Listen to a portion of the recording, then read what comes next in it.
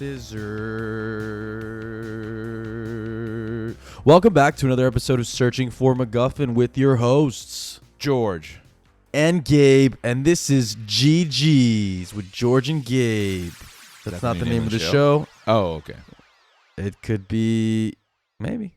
We'll talk about it. Yeah, who knows? Spin-off. Talk about it. We'll spin off. We'll do our own show, and then just producer Nick and producer Dan will produce Empty Rooms. No, it'll just be we have this show and then we have the other show where we do this exact same thing. Oh, but like with another title.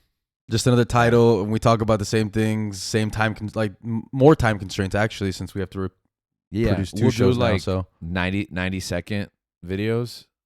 We'll just. What was the time limit on Vine? That's true. 6 seconds. Okay, we'll just do 7-second shows.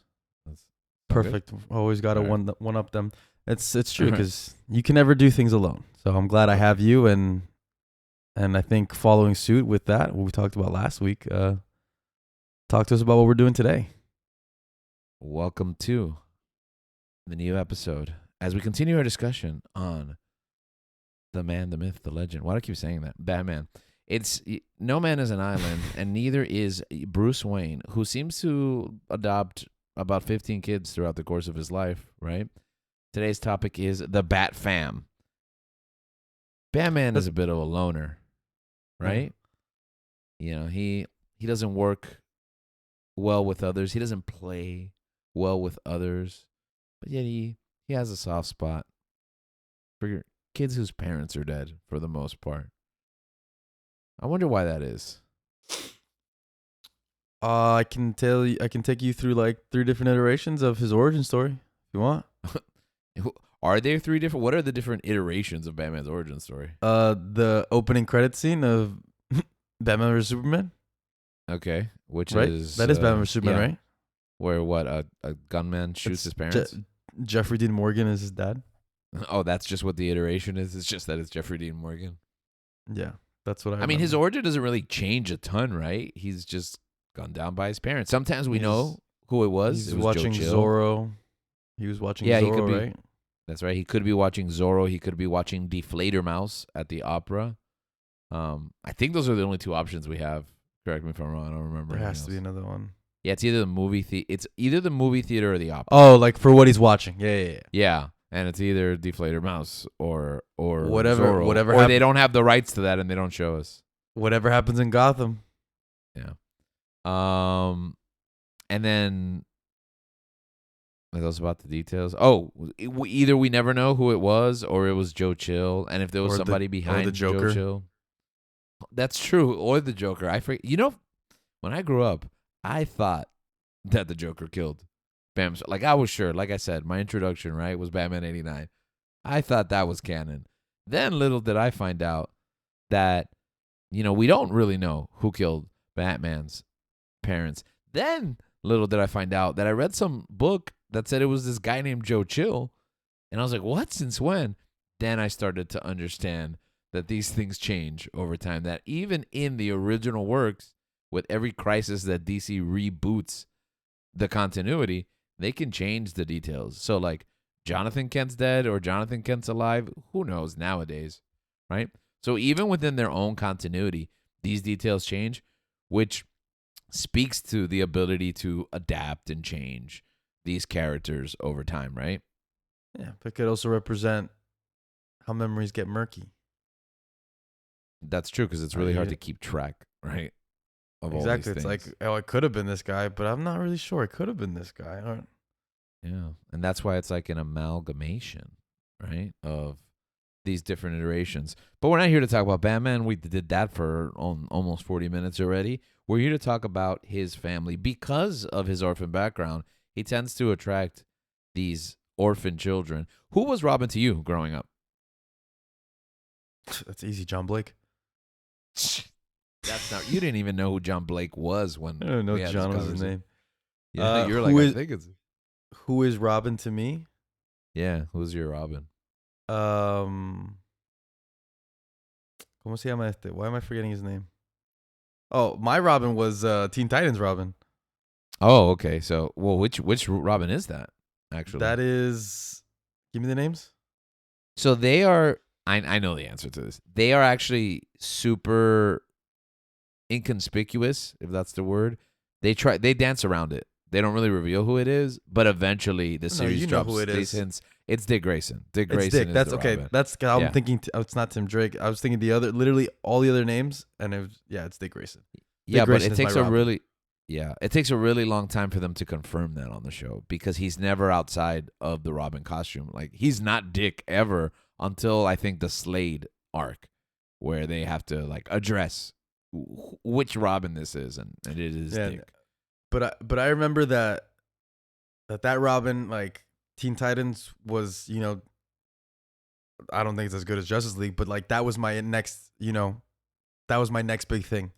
It was in the sense that like that Justice League is like elevated material, but if you're a kid, this show's for you. Like it's a kid's show, Yeah. So for you, it's as good because it's like you relate to it more. Exactly. And I remember playing the games on the Cartoon Network website. There's like a little arcade fighter game that they had. I remember buying a Robin. I had a Robin toy. Yeah. I had several Teen Titan toys. That I played with. Yeah, and like, that was my Robin. And what I liked about Teen Titans is that they gave him an identity outside of Batman, because obviously you're always gonna hear Batman and Robin. Robin's always the sidekick. Robin's always the helper, the kid that needs to get saved, or the helping hand. He is the epitome of the sidekick. Yeah, that's how I was introduced in like Batman the Animated Series. Sometimes he's around, sometimes he's not even around. Exactly, and that's something that I really liked about Teen Titans, that they gave, like, he had the identity outside of that, and he had agency. Exactly, and he led his team. It's like Robin's no Batman, right? But if you're under the tutelage of Batman, bro, you're probably better than most people. So clearly, leadership qualities are something that Dick has. Which obviously, goes into his transformation as Nightwing, and Yeah. And I think once you get out of that, kid persona or whatever, like, I don't really know what the difference, I guess, in age or when he makes that jump, but it's like Nightwing is a badass, like, on all fronts, on all counts. Like, he's such a great character too. Like that could have gone horribly wrong, transitioning to like his own identity, especially derivative of Batman, but it's so both unique and also harkening back to his past as Robin and his tutelage under Batman. It's just a great design. It's like you can see what shaped this character, how he began, and the direction that he wants to take. And it's like he wants to do, like, be his own. Like, this thing, he's moving outside of the shadow of being the sidekick. Yeah, he's his own man. He is his own character. He's his own hero. Yeah, in a way. Talk about a murky history. I was introduced to Dick as both Robin and as Nightwing, because I'm an 80s kid in the sense that, like, I was born in 84. So I'm being exposed to this thing at like 5, 6 years old, and I'm looking back at the 80s stuff, but I'm also living, as a 90s kid, the media that's being produced then. So Batman the Animated Series is Robin, right? But now I'm getting into the comic books, and like Robin's already Nightwing. He has been for years. And I'm getting into the Titans book, and he's the leader as Nightwing. So this character has like this duality that I'm growing up with him with two separate identities simultaneously. And to be honest with you, the Robin that comes after him, Jason Todd, he's famous mostly for his most iconic story, which is his death, right? Mm-hmm. I'm not even really sure if I've read any Jason. I'm not even sure if I know anything about Jason up until the point that he dies, right? Yeah, You've read Death. Yeah, Death in the Family. Yeah, yeah, and I think that, I don't know. I guess what is cemented is, like I said, my Robin will always be Dick Grayson, to the point where, like, the other Robins, I think, are great characters and stuff like that, but I feel like in my mind I treat them more as sidekicks. Right. Well, justice for Tim Drake, because I do think that Jason Todd, and the best thing they ever did was create the Red Hood for that character. Oh, yeah, for sure. Yeah. But for me, in the 90s, Tim Drake was Robin. So even though I was looking back, I was also being introduced to the new comics, and Tim also gets introduced in the New Adventures of Batman, the last season of Batman the animated series or volume, because the chronology of that series is like crazy. It's like 100 episodes and then like 30 or whatever.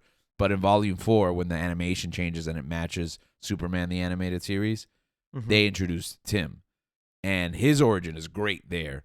And I love him because he takes that, and since he's so much younger, it's true what you say that he's more like a sidekick. He gets less play on his own, but then he's my underdog because DC, and I won't go into it because, like I said, we're not super well versed into the comic book iterations or connected to what they've done the last couple of decade or even two, but they have really underserved that character because Tim is awesome. Tim is a great character. He's his own man. He's nothing like Dick. He's smart enough to figure out who Batman is on his own. And that's how he ends up being Robin. And also, he breaks, I don't want to say cliches, but the tropes of the orphan sidekick, because Jason was just a Dick Grayson pastiche, right? He's just redoing the same thing his family, is that. But Tim has a family until they eventually kill them later on. But Tim has a family. And he's such a different take on Robin. And it's one that doesn't get explored enough because it means telling a new story. And sometimes I think we're afraid to tell new stories because everybody knows that Robin's parents were killed just like Batman. He was either...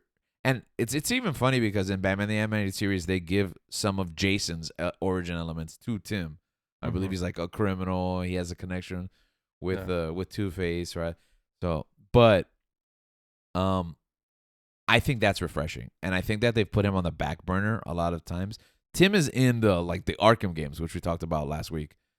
You play in, I think it's City, definitely at City. You fight alongside him, and he's like jacked. He looks like the Chris O'Donnell. I don't know. You remember that? Yeah. And I was very disturbed at first. I was like, why is this Tim? But you know what? I'm down with it. He's Chris O'Donnell. That's fine. Is that Tim? Is that character supposed to be Tim? Yeah, that character is supposed to be Tim because Nightwing's in the game as Nightwing. No. And the Chris O'Donnell. No, Chris O'Donnell's supposed to be Dick Grayson, which made no sense because he's like a grown man. Yeah. I think that if I'm not mistaken, Batman even adopts Chris O'Donnell. Like, I think he doesn't adopt him, but like Robin becomes his ward, that's kind of what that means. Right? Yeah. And it makes no sense because, like, he's a grown man. But, yeah, Chris O'Donnell's Grayson. But even then, there's, like, some Timisms there. And then they take some of those and put them to Tim when they interpret him for the Arkham. Long story short, I love Tim. He's underserved. He's not as great as Dick, but also hasn't had that chance to grow. And also, DC was very quick to kick him to the curb and replace him with Damian without really giving him any agency. It was time to tell the Dick becomes Nightwing story for Tim, and they kind of turned him into Red Robin, and they've played around with his character so much, and he's just like another Robin. There's like 15 Robins, but we know that Damian, the biological son of Batman, he's the Robin now, up to what I've seen. He's starting to be adapted into media, animated films, and things of that nature. What are your thoughts on Damian? I mean, honestly, I'll be honest, like, I don't think I have like a lot of... Like, I know the character exists, but I'm trying to remember if there's a specific story that I'm necessarily familiar. I know that he's been in some of the new shows, right? Or some of the new projects that they have. Yeah, he's been in some of the new projects. The only one I saw was Son of Batman, which could have been a great film, but it was, in my opinion, not a great film. Like, honestly, a terrible film. It's him and Talia's son? Yes, it's him and Talia's son, yeah. In the comic books, in Grant Morrison's Son of the Demon, I believe that. It's in his Batman, the main title Batman run. I believe it's called Son of the Demon. That's when Grant Morrison writes the story of basically Talia drugs Bruce, and they have a passionate night, and then she like biologically engineers because she's so vain that she won't carry the child. Yeah. That sounds like, Talia is not a good person. Yeah. But so you haven't read this, the Grant Morrison's Batman? Poor Batman. I don't think I have, no. Oh, you should check that out. That is a good... Now, see, you will immediately buy Damian They also did this thing where Grant Morrison killed him. So, and then DC brought him back to life. So comics are crazy, man. Using the Ra's al Ghul thing? Lazarus, yeah, the Lazarus Lazarus pit, pit? yeah, which was very controversial. At least to me, it was, because I was like, Batman would never use the Lazarus pit. That gets a little murky. But, I mean, Yeah, good. it is this kid. Yeah, I don't know. People do strange things. But yeah, so Damian's kind of like the new Robin. I'm guessing, unless they've created a new one that I'm not aware of. But what do you think about the concept of Batman having a biological son? I gotta read to see that character, but the concept in itself, I am not necessarily, I guess, too fond of it. Okay, that's fair. I think there's a certain thing that speaks to me, I think, about the character that he chooses to adopt or take people under his wing, taking children that have been through, I mean, aside from Tim, through traumatic events, traumatic past that's so similar to him, and I can see like why that would be, like a soft spot for him, and I think that adds, I think, more nuance in a way, but also having your own child, because I don't know if there's like something in a psyche where it's like, if I have kids, are they gonna go through the same thing I did if I get killed or whatever? Yeah, And like robbing the child of their parent way too soon, and then putting the kid through something that he went through,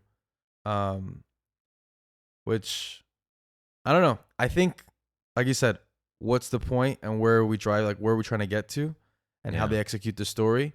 I can buy into that, but I think listening to it first, it's kind of like, yeah, I rubbed against the idea at first too, but then I think when you actually read the story, at least that initial Grant Morrison run, and I also think he comes back to do this title, which I think is Batman and Robin, where he revisits the character. When Morrison is writing him, I think it's perfect. I think it's his brainchild, and I think he does a really good job selling the concept, because it's almost like an adoption too, because Damian's already grown up, Batman had no idea he existed, and he's almost taking him away from like his abusive family. Like, this child does not deserve to be raised. He's like Will Smith in Bad Boys for Life, or whichever Bad Boys that one was. No, I think it was Ride or Die. Ride or Die, that's the one. Bad Boys for Life is the last one. Yeah, dude. No, it's the other way around. So I guess you meant For Life. Whatever the third one is. The third one is called For. You got to remember it this way, because I'm eternally upset about it. The third one is called For Life, and I knew that they would make a fourth one, and I was immediately upset. Then they made a fourth one, and they called it that makes Ride no or Die. sense. That makes no sense. Yeah, they couldn't have held that title for the fourth one.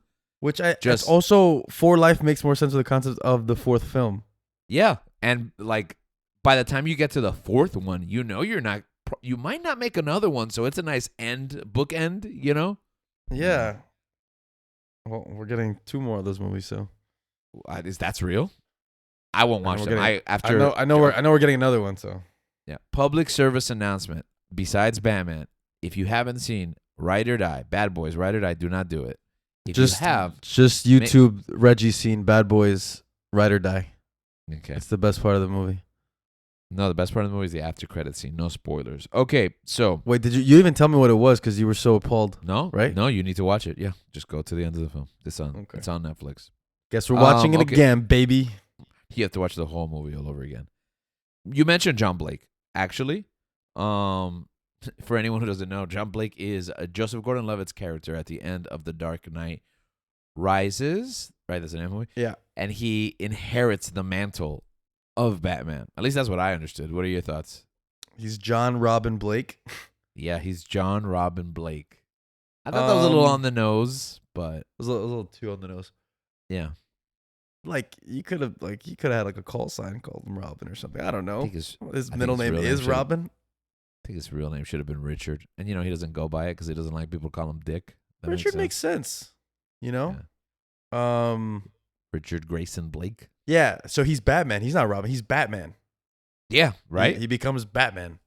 He's like the Robin for that movie, but he's literally just like a police officer. He will be. You could have called that guy Terry. I would yeah, have bought it. You could have. Mm-hmm. I would have bought it. Yeah. So how do you feel, by the way, about ending the Dark Knight saga with this like promise of another Batman that we'll never see? I don't care. Batman survived. That's all I cared about. Okay. All right. He had his little happy ending. I mean, it's poised to someday they'll follow up on this, right? You think so? I didn't No, feel no. that way. I felt like, oh, like they're ending this chapter, and that could be it. They could come back. I don't think it would be the right move at all. I don't think Christopher Nolan would do that now. But I'm a kid. Obviously I want more. You know, I'm always gonna want more. And I think as I got older, I was like, I think it's fine where it is. Yeah. That's Yeah. You mentioned Terry. Definite Batman Beyond vibes. Yeah. How do you feel? What are your thoughts on the concept of Batman Beyond? as like a project coming up or like a project like just what it is. Well, okay. So what does Batman Beyond mean to you? What does it represent to you? Man, you have a Batman Beyond movie DVD. I think is what it is. Is The Return of Joker? The Return of Joker. Yeah, that film. And that like cover will always, that's just a random anecdote, but that's like that covers will always like stay in my head. And one of the like the DVD cases that like has like the little clasp and you like unclasp it and open it. Yeah. That's I'm just always visualizing it right sticks now on while me. you're saying it. Yeah. Yeah. And I love Batman, bro. Batman Beyond was so cool, man. Like we were just like with animated Batman stuff just because the animated series and Justice League are just perfect, you know? Yeah. They're just so good. And it's like, can there be another Batman? Can there be someone that does it just as well? But I think the way that they did it with Terry and with an old Bruce Wayne, I think was fantastic. I loved it. I loved the show. You hated it upon hearing about it, or? Yes. Like when the concept was pitched. And I'll say even as far as like the pilot, like when I watched the first episode, Batman's old. This other kid is Batman. He doesn't even act like Batman. He's basically Spider-Man Batman. This sucks. So he's but amazing. Yeah. But little did I know of the webs that would, ironically, the webs of tales that would be weaved throughout the next couple of years on that series, culminating with that Return of the Joker movie, which Batman Beyond the Return of the Joker might be one of the best Batman movies of all time. That and Batman Mask of the Phantasm. Yeah. I will put those two animated films on the same level as The Batman, Batman 89, The Dark Knight. They are excellent. And that was the journey that Bruce Timm took us on with that series, Batman Beyond. The next generation of Batman. And it's like what I said about Tim. Not afraid to tell a new story, a different story, completely different. It's not the Batman you expect, but the one that I think we needed at that time. And maybe that we need again. I think that, for sure. I think that, like you said, you like just going into the deeper point, like what's the point of this? Why are we doing this? How do you execute it? Is this a new take, but still hold true to the character of Batman? And obviously, when somebody new is taking on such an iconic role, there's always going to be comparison. There's always going to be, you're not him, you know? And I struggle with that a lot, you know, with the new Captain America movie coming out. I look at Anthony Mackie and I'm like, you're not him. Harrison Ford says it to him in the movie, and I agree. You're not him. And it's just, I got to get over that hump. But I think when you execute it properly, like we've seen in Batman Beyond,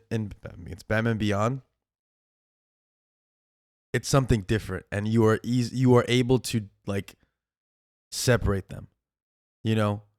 Yeah. It's kind of like a passing of the torch. This isn't Bruce Wayne. It's not Bruce Wayne Batman. This is Terry McGinnis. He has his own legend to make. It's the same thing with Peter and Miles. It's Peter will always be my Spider-Man. Yeah. But I guess on that front, when I heard about Miles Morales being a character, being a new Spider-Man, you're right. I was apprehensive. I was very like, he's not Peter. Bro, Peter Parker is Spider-Man. Bruce Wayne is there's Batman. no other Spider-Man. There is, When the thesis that counters that is actually anybody can be Spider-Man. And exactly. It just shifts my perspective.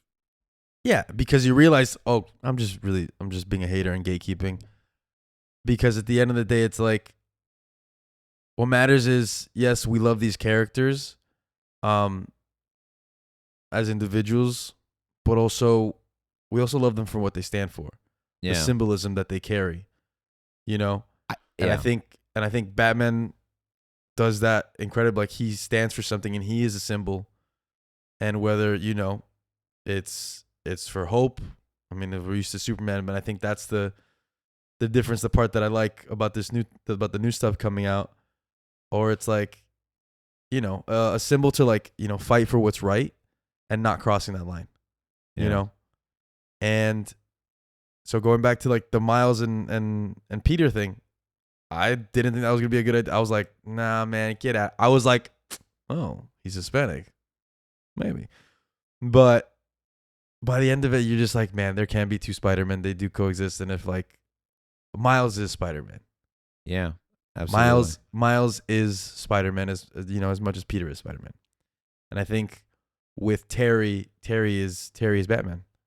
Mm-hmm. Terry is his own version of Batman, and he doesn't try to be Bruce Wayne's Batman. Yeah.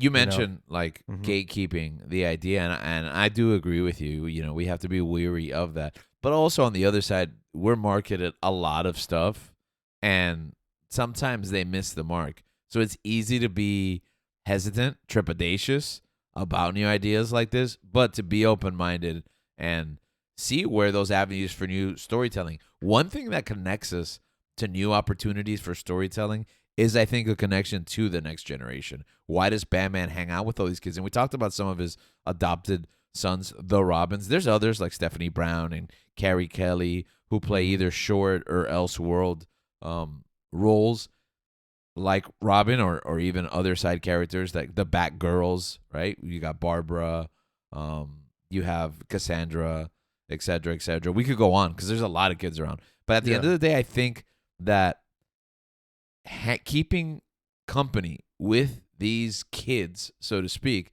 it kind of keeps them young. You mentioned having those Teen Titan toys and that cartoon, and I would have never watched, played, or interacted with that interpretation of these characters if I didn't have you in my life. Because you were my nephew and you were significantly younger, you had these things. Even then, like, I was like too cool, I was too old for a show like Teen Titans until I had to sit there and actually watch it. And I was like, you know what? This is actually really good because I already had my thing. And without a window into that next generation, what the expectations for a television show from you at that time and from the generation now, if we don't look to our youth to kind of see what their needs, what their desires, and what their expectations are, we won't understand the world as it is changing. It doesn't mean that we're constantly giving in our values or traditions, our beliefs, or even just our preferences, but to just kind of have an open mind because times change, and sometimes there is a new Batman. Sometimes there is a new Spider-Man, right? Sometimes perspectives shift, and we got to kind of align ourselves and even just check, why is it that we connect to these ideas in the way that we do? I completely agree. And I think, you just saying that it's true because it's like I'm growing up and I'm just always, I'm young, but I consider myself, young. Like, I'm still hip in a sense. But then I talk to like producer Nick cool. and the younger and just the younger, the people that are in the spot that I was in a couple of years ago. And I'm like, oh, this isn't cool anymore. And I'm sounding like an old person. Oh, this isn't cool anymore. I'm using words like hip, like I'm an old person. Yeah.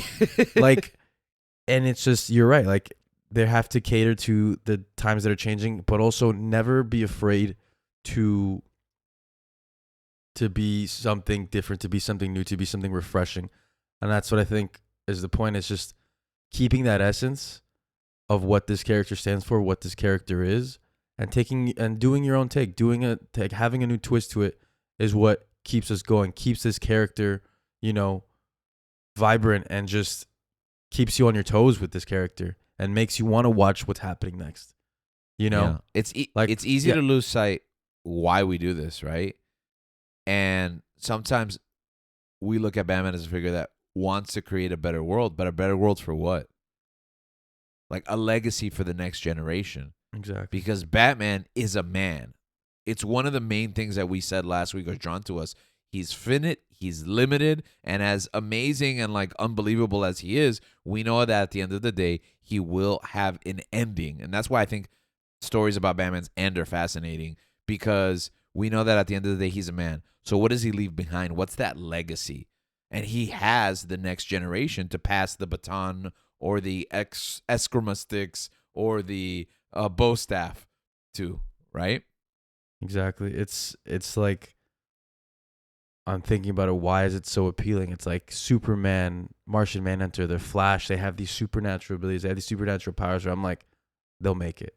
In a cosmic conflict and all these things, they'll make it. I have to worry about a gunshot with Batman. I have to worry about disease. I have to worry about, like, there is such a vulnerability to Batman that doesn't really extend to a lot of the other big characters. Yeah. And I think there's something. And his relationship with these kids is a vulnerability, right? Exactly. And just him being open, even though he went through what he went through with his parents, the suffering that he went through. And, going back to that lone wolf persona, I do this myself, but he's opening the avenues where he's like, oh, like, you think about it, like, why would you let a child, or why would you let a kid, or why would you let a younger person, into this world of the dangers? But it's like, he has full faith and trust in them that he can equip them with the tools necessary, which is like when he loses one of the Robins, that's so devastating, but it doesn't mean he doesn't, try again. Yeah. I go through it in my life. I can't imagine what it's like for a parent to go through that, because I'm not one, but as a teacher, I go through that, and I'm not Batman, right? But sometimes you equip them and you let them, either succeed or fail, and it's heartbreaking, right, when those shortcomings too. But sometimes you push them to take those risks for themselves, and you think, well, can they do it? Like, this is so, and I see it in their lives, like whether it be sports or whether it be on the stage performing or their academics, can they reach this level? Sometimes when you place that bar, if you equip them or you show them how, they'll meet that bar, and they'll, go over it. Sometimes they won't, like Jason, right? But you have to be willing to pass it along to the next generation, right? You have to be able to let them create their own legacy. And you drew that parallel between Spider-Man and Batman. It's interesting. Growing up, you look at Peter when he's young, right? And you're like, look, he's a kid. He can do it too. And you believe, I can do it. Then Peter grows up and he's an adult, and I'm sick of Peter constantly be reinterpreted as a 16-year-old boy. Like, I want to see what the adult Peter's like. But now this generation has Miles to fill that void of where the young Peter, once filled. Mm-hmm. And I think that the Robins, one for each generation that passes, fills that void where Batman is this unobtainable goal that we strive for, but Robin is a more realistic reflection of who the young readers are. And I think that's the Batman and Robin relationship is what bridges that gap between generations, to remind all the BA guys that are striving to be Batman that you need to pull up the Robins in your life in order to really find fulfillment and meaning, and the Robins to look for that Dark Knight to kind of help them on their journey. Beautiful. So I guess that's where we'll stop tonight, and we'll see you again. We'll see you again next week as we continue to explore the Rogues Gallery, because with all great friends come great foes. Ooh.